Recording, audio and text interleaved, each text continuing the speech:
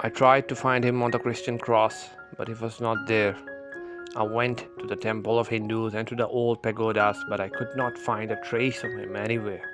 I searched on the mountains and in the valleys, but neither in the heights nor in the depths was I able to find him. I went to the Kaaba in Mecca, but he was not there either. I questioned the scholars and philosophers, but it was beyond their understanding. I then looked into my heart, and it was there where he dwelt that I saw him. He was nowhere else to be found. These are the words of the great 13th century Persian poet Rumi, typically referred to as a mystic, a saint, a Sufi, and enlightened man. Rumi's works reflected a broader push and pull between religious spirituality and institutionalized faith. Despite having died over 700 years ago, Rumi still has a strong following all over the world, probably because of the universal message of his work. When it comes to finding God in one's life, Rumi has neglected the idea of rational proof, and according to him, we can only know that God exists, but we will never understand the nature of God. In a wonderfully descriptive phrase, reminiscent of how Nietzsche can startle his reader, Rumi writes in the Divan, "I grabbed reason by its ear and said, 'O reason, get out. Today I am saved from you.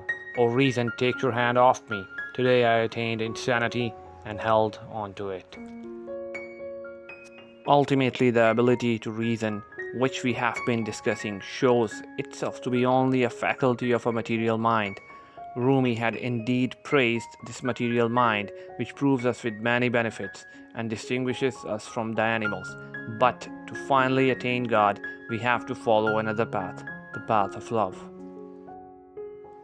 According to Rumi, love is the only thing by which people are united with God.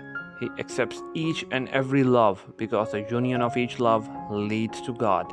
He describes all things from his heart. He declares that everything in creation derives from God. First, God is love, but it does not exhaust who God is. God is the source of all love, just as He is the source of everything. Second, love is the divine creative force which permeates the universe. And third, love also is understood as that force which is strong enough to forge the union of two individuals, whether that one is a union of God and a creature or the union of two human creatures. The ultimate goal of the union of friends is to achieve union or oneness with the ultimate being, God. Rumi writes, "Love is that flame which, when it rises, burns everything. Only God remains. Love is the attribute of God, who has no need of anyone. To be in love with other than Him is metaphorical love." Thus, we come to understand that the love of friendship is transient and must open the way to the unity of love with God that is eternal. Unity with the ultimate beloved. God is every person's goal, their maturity. We all share the same spark of the divine.